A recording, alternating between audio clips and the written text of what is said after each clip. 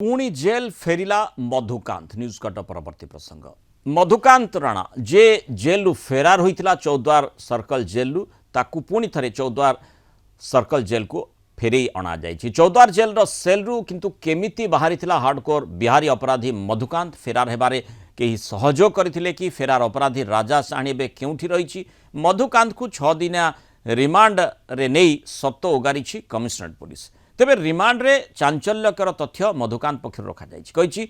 Cell रु बाहरिबा पई से कुआडे निजर ओजन कमेइथिला, किछि दिन पूर्व निजर खाद्य भी कमेइ देइथिला।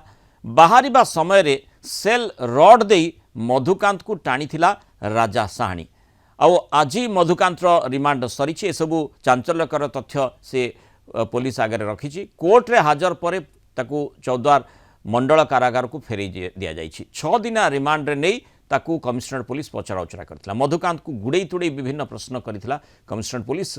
रिमांड अवधि भितरे अनेक गुरुत्वपूर्ण तथ्य तेणु मधुकांत उगारिछि।